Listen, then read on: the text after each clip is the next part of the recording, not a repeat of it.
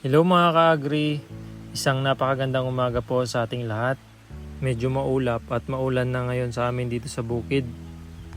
Isa nga ito sa mga senyales na malapit ng magtag-ulan. Kaya ito rin ang magandang panahon para magsimula ng magpunla. Kaya sa video na to, samahan nyo kami na magpunla. Tara mga ka-agri, sabay-sabay tayong matuto. Ito na pala mga ka-agri yung sinako natin nakaraan na ipa ng palay at chicken manure. Kaya napakaganda po talaga nitong natural fertilizer sa ating mga tanim.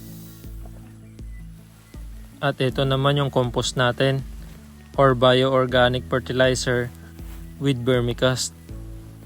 Disclaimer lang rin po mga ka-agri, hindi po tayo bihasa sa ganitong larangan. Ako po ay isang baguhan lang rin sa pagtatanim.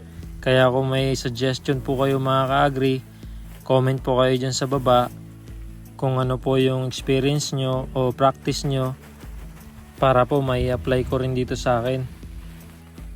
Kaya ako po ay lubos na nagpapasalamat sa City Agriculture at Young Farmer Association dahil sila po yung naggagabay sa akin dito sa aking pagtatanim. At yan mga ka-agri, nagsisimula na nga kaming maghalo.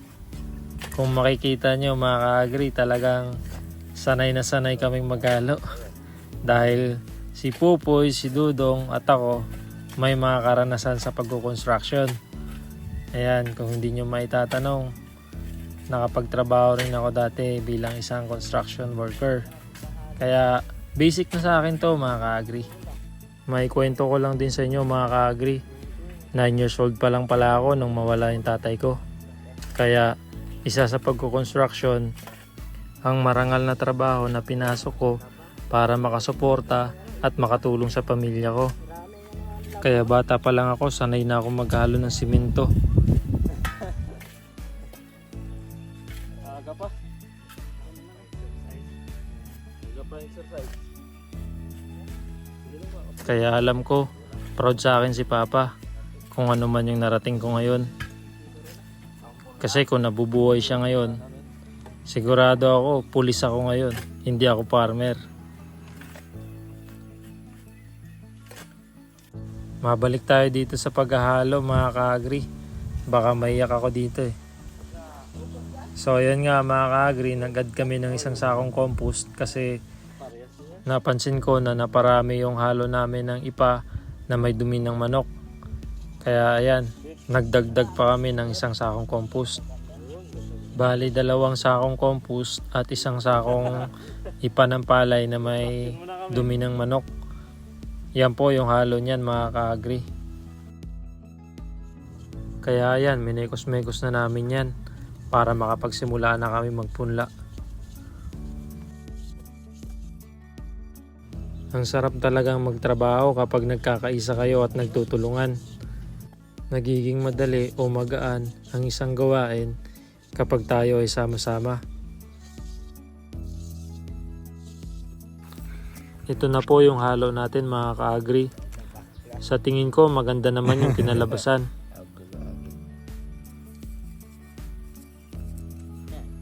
Ito pala ka-agri yung ipupunla natin. Red Royal na papaya. Ito si Pupoy. At ito naman si Dudong. Sila ang mga kasama natin dito sa farm. At ito magsisimula na kaming magpunla. Si Pupoy at Dudong ang maglalagay ng lupa sa seedling bag. At ako naman ang maglalagay ng buto.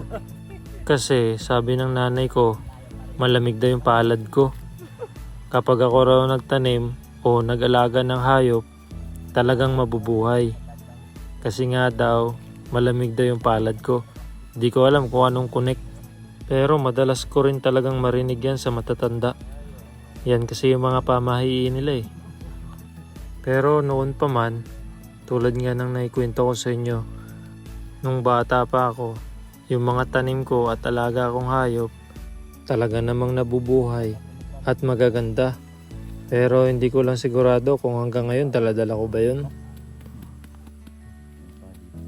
At ito na nga mga ka-agri, balik tayo ulit dito sa pagpupunla.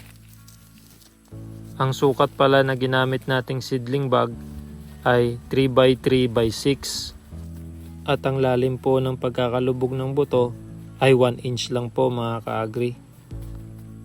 At ipagpauman ninyo po mga ka-agri, magsisimula po muna ako magbiro dito sa aking mga kasamahan. Puno na papaya dito. Parang papaya na yan dito. Pampalambot pa naman dahil ng tutoy. Oo. Hindi tayo makain ng papaya. Palanggan. Lambutan tutoy mo dyan. Hindi Papaya. tumigas. Hello mga ka-agri, ito na po yung ating mga naipunla na Red Royal na F1 papaya po. Meron na po tayong 200 pieces na buto na naipunla. Meron pa tayong natitirang 400 pieces. So bali 600 po yung itatanim natin lahat na Red Royal. So ito po yung mga ka-agri yung papaya na yun. Ayan po. Ayan. So ganyan lang po yung aming pagpupunla mga ka-agri.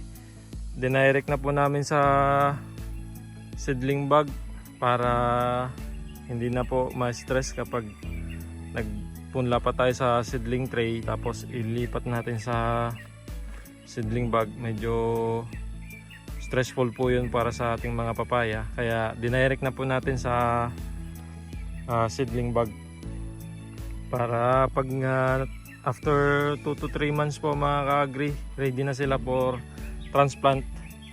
Hindi na sila ganun ka-stress. So yan po. Yan, update ko lang po kayo mga ka-agri dito sa papaya natin kapag may umusbong na po. So yan. Ito naman po mga ka-agri yung pinunla nating talong. Ito naman po yung Calixto F1. Ayan mga ka-agri, oh. Napakaganda ng tubo. Yan. Nasa 700 puno po ito mga ka-agri. Ayan, bigay po sa atin ni Kim, kasama natin sa Young Farmer. Ayan, yung buto na Calixto F1. Salamat sa iyo, Brother Kim. Ayan. Sana po masurvive natin lahat ito hanggang sa matransplant natin after 1 month. Ayan, transplant na po natin. So ayan po yung update dito sa ating gulayan na project mga ka-agri. So ayan mga ka-agri, maraming salamat sa inyong suporta. Happy farming po. Ingat po kayo mga ka-agri.